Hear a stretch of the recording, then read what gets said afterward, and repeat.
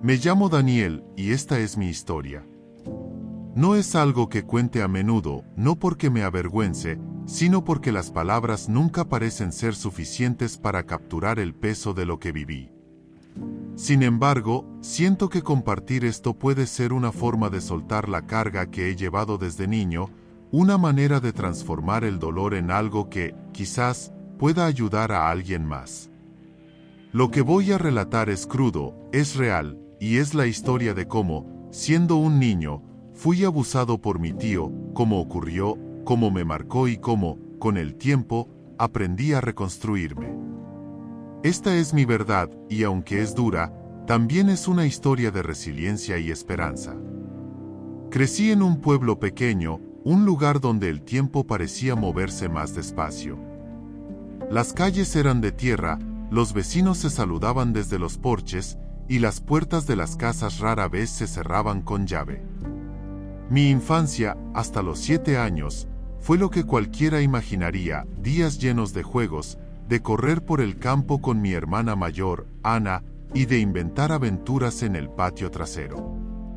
Mis padres eran trabajadores incansables, mi papá era mecánico y mi mamá trabajaba en una tienda local, así que Ana y yo pasábamos mucho tiempo con mi tía Clara y su esposo, mi tío Roberto.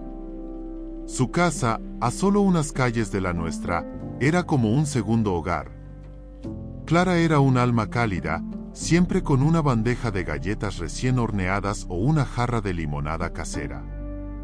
Roberto, en cambio, era más reservado, pero tenía un carisma que hacía que todos lo quisieran. Era el tipo de hombre que siempre tenía una historia emocionante, una broma tonta o un truco para hacer reír a los niños. Para mí, él era como un superhéroe, alguien que admiraba y en quien confiaba ciegamente. Roberto era el hermano mayor de mi mamá y en nuestra familia era una figura central. Organizar barbacoas, llevarnos a pescar al río, regalar juguetes en Navidad, todo eso era Roberto. Siempre parecía saber cómo hacer que un niño se sintiera especial. Yo lo veía como un modelo a seguir, alguien que siempre estaba ahí para enseñarme algo nuevo o para darme una palmada en el hombro que me hacía sentir grande. Pero esa confianza, esa inocencia de niño, fue lo que él usó para acercarse a mí de una manera que nunca imaginé. Todo comenzó de forma tan sutil que, al principio, no lo noté. Tenía 8 años cuando Roberto empezó a prestarme más atención de lo habitual. Me pedía que lo ayudara en el garaje con sus proyectos de carpintería, que lo acompañara a arreglar algo en el patio o que me quedara con él después de que los demás se fueran. Al principio, me encantaba. Me hacía sentir importante, como si fuera su ayudante especial. Me decía cosas como, y eres un chico listo, Daniel, vamos a trabajar en algo grande juntos. Yo, siendo un niño, absorbía esas palabras como si fueran un trofeo. No había nada en mi mente que me advirtiera del peligro, después de todo, él era mi tío, alguien en quien todos confiábamos. El primer incidente ocurrió en el verano de mis 8 años. Era una tarde calurosa, de esas en las que el aire parece pegarse a la piel. Clara estaba en la cocina, preparando algo para la cena, y Roberto me pidió que lo ayudara a mover unas cajas en el garaje. Cuando terminamos, me ofreció una soda y me dijo que me sentara con él en el banco viejo que tenía en el taller. La conversación empezó de forma normal, hablando de herramientas y proyectos, pero luego cambió.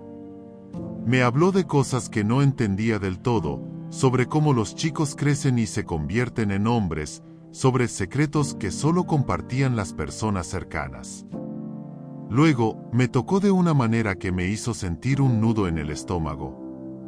No sabía cómo describirlo entonces, solo sabía que no me gustaba, que algo estaba mal. Me dijo que era nuestro secreto especial, que nadie más entendería lo importante que éramos el uno para el otro. Me pidió que no le contara a nadie, que esto era algo entre nosotros, algo que me hacía especial. Yo, confundido y asustado, asentí. No sabía qué más hacer. Durante los siguientes 2 años, los episodios se repitieron. No voy a entrar en detalles, porque no es necesario y porque revivir esos momentos aún me duele. Pero cada encuentro dejaba una marca más profunda, como si alguien estuviera tallando pedazos de mí que no podía recuperar. Me volví más callado, más retraído. En la escuela, mis amigos notaban que ya no era el niño alegre que solía ser, pero yo no podía explicarles por qué. Me inventaba excusas, decía que estaba cansado o que no me sentía bien. En casa, mis padres pensaban que estaba pasando por una fase de la niñez, que tal vez estaba siendo un poco rebelde. Pero en mi interior, cargaba con un peso que no podía nombrar. Roberto me había convencido de que, si hablaba, destruiría a la familia. Me dijo que nadie me creería, que todos lo querían demasiado como para dudar de él. Y yo, con apenas 9 años, le creí. La culpa se convirtió en mi sombra, siguiéndome a todas partes, susurrándome que yo era el culpable, que había hecho algo para provocar esto. A medida que pasaba el tiempo, empecé a odiar ir a la casa de Clara y Roberto. Intentaba inventar excusas, que tenía tarea, que me dolía la cabeza, que quería quedarme en casa. Pero mis padres insistían, diciendo que era importante pasar tiempo en familia. Cada visita era como caminar hacia una tormenta que nadie más podía ver. Ana, mi hermana, empezó a notar que algo no estaba bien. Ella siempre había sido mi protectora, la que me defendía cuando los chicos mayores del barrio se metían conmigo. Una vez, me preguntó directamente, ¿qué te pasa, Dani? Estás raro. Pero yo no podía hablar. Las palabras estaban atrapadas en mi garganta, como si alguien las hubiera sellado con candado. El punto de quiebre llegó cuando tenía 10 años. Fue una noche después de otro de esos secretos en el garaje. No pude dormir. Me sentía sucio, roto, como si algo en mí se hubiera apagado para siempre. Me senté en mi cama, mirando la oscuridad, y las lágrimas empezaron a caer sin control. No sé de dónde saqué el valor, pero esa noche me arrastré hasta la habitación de Ana y le conté todo. Le conté cómo Roberto me hacía sentir incómodo, cómo me tocaba, cómo me hacía prometer que no diría nada. Entre sollozos, le supliqué que no le contara a nadie, porque tenía miedo de lo que pasaría. Pero Ana, con solo 14 años, me abrazó con fuerza y me dijo, no estás solo, Dani. Esto no es tu culpa. Vamos a arreglarlo. Esa fue la primera vez que sentí un destello de esperanza. Ana no perdió tiempo. Esa misma noche, le contó todo a mis padres. Recuerdo la escena como si fuera una película en cámara lenta, mi mamá llorando, mi papá caminando de un lado a otro, con los puños apretados, tratando de contener su furia. Al principio, hubo incredulidad. ¿Y estás seguro, Daniel? ¿No será un malentendido? Preguntó mi mamá, con la voz temblorosa. Pero Ana fue firme, insistiendo en que me escucharan. Mi papá finalmente dijo, si esto es verdad, no va a volver a acercarse a ti. Nunca. Esa noche, por primera vez, sentí que alguien me creía, que alguien estaba de mi lado. Lo que siguió fue un torbellino de emociones y decisiones. Mis padres confrontaron a Roberto en su casa, con Clara presente. Él lo negó todo, por supuesto. Dijo que yo estaba inventando historias, que probablemente había visto algo en la televisión y estaba confundido. Su negación fue como un puñetazo en el estómago. Por un momento, temí que mis padres le creyeran, que todo el peso volviera a caer sobre mí. Pero mi mamá, aunque destrozada por la idea de que su hermano fuera capaz de algo así, eligió creerme.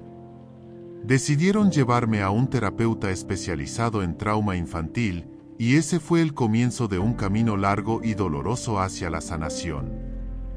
La terapia no fue fácil. Al principio, apenas podía hablar. Cada sesión era como abrir una herida que aún sangraba. Pero mi terapeuta, una mujer amable pero firme llamada Laura, me ayudó a entender que lo que había pasado no era mi culpa. Me enseñó a nombrar lo que sentía, la vergüenza que me quemaba por dentro, el miedo a no ser creído, la rabia hacia Roberto y, a veces, hacia mí mismo por no haberlo detenido. Laura me dio herramientas para manejar esos sentimientos, para no dejar que me consumieran. Me enseñó que la culpa no era mía, que los niños no tienen el poder ni la responsabilidad de detener a un adulto que abusa de ellos. Roberto nunca enfrentó un juicio. Mis padres decidieron no denunciarlo, en parte para protegerme de un proceso legal que habría sido agotador para un niño de 10 años, y en parte porque Clara estaba devastada. Ella no podía aceptar que el hombre con el que había estado casada por años fuera capaz de algo así. En lugar de un juicio, mi familia cortó todo contacto con Roberto. Se mudó a otra ciudad poco después, y nunca más supe de él. A veces, me pregunto si hice lo correcto al no insistir en que enfrentara las consecuencias legales. Pero en ese momento, lo único que quería era dejar de sentirme atrapado en esa pesadilla. La recuperación fue un proceso largo, lleno de altibajos. En mi adolescencia, luché con la confianza en mí mismo y en los demás. Me costaba hacer amigos nuevos, siempre temiendo que alguien me traicionara. Las relaciones románticas eran aún más complicadas, el miedo a la intimidad, a ser vulnerable, estaba siempre presente. Hubo momentos en los que me sentía roto, como si nunca pudiera ser normal. Pero también hubo momentos de luz. Encontré refugio en la escritura, llenando cuadernos con poemas y relatos que me permitían expresar lo que no podía decir en voz alta. También me apoyé en el arte, pintando lienzos llenos de colores oscuros al principio, pero que con el tiempo se volvieron más brillantes. Mi familia fue mi ancla. Ana, en especial, nunca dejó de estar ahí para mí. Ella se convirtió en mi confidente, mi mejor amiga. Mis padres, aunque al principio no sabían cómo manejar la situación, aprendieron con el tiempo. Asistieron a sesiones de terapia familiar, donde hablamos de cómo el abuso no solo me había afectado a mí, sino a todos nosotros. Esas conversaciones, aunque dolorosas, nos unieron más. Cuando entré a la universidad, decidí que no quería que esta experiencia definiera mi vida. Estudié psicología, en parte porque quería entender mejor lo que había pasado, pero también porque quería ayudar a otros. Durante mis años universitarios, empecé a participar en grupos de apoyo para sobrevivientes de abuso. Escuchar las historias de otras personas, compartir la mía, me hizo darme cuenta de que no estaba solo. Había tantas personas que habían pasado por cosas similares, y verlas salir adelante me dio esperanza. Me convertí en voluntario en una organización que apoyaba a niños víctimas de abuso, y cada pequeño paso que daba para ayudar a alguien más me hacía sentir que recuperaba una parte de mí. Hoy, a mis 30 años, puedo decir que he encontrado una especie de paz. No es una paz perfecta, no es la ausencia de dolor. Es una paz que viene de aceptar mi pasado, de entender que no me define. Soy más que lo que me hicieron. Soy un esposo, un amigo, un hombre que ha aprendido a reír de nuevo, a confiar, a amar. Mi esposa, Sofía, sabe toda mi historia.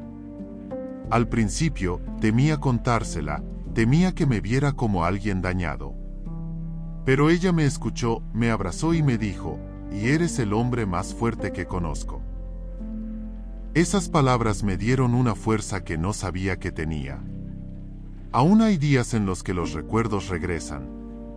Un olor a madera cortada, el sonido de una herramienta eléctrica, una tarde demasiado calurosa, cosas pequeñas que me transportan de vuelta a ese garaje. Pero ahora tengo herramientas para enfrentarlo. Respiro hondo, me recuerdo que estoy a salvo, que ese niño asustado ya no está solo. También he aprendido a perdonarme a mí mismo, a entender que no había nada que pudiera haber hecho de manera diferente. El perdón no es para Roberto, es para mí, para dejar de cargar con una culpa que nunca fue mía. Si estás leyendo esto y has pasado por algo similar, quiero que sepas que no estás solo. El dolor es real, abrumador, pero también lo es la posibilidad de sanar. Hablar es el primer paso, aunque sea lo más difícil. Busca a alguien en quien confíes, un amigo, un familiar, un terapeuta. No tienes que cargar con esto en silencio. Y, sobre todo, recuerda que no es tu culpa. Nunca lo fue. El abuso no define quién eres, lo que haces con tu vida después, cómo eliges levantarte, eso es lo que importa. Esta es mi historia, cruda, sin filtros, pero también llena de esperanza. Porque, a pesar de todo, estoy aquí, de pie, viviendo, amando, creciendo. Y eso, para mí, es una victoria.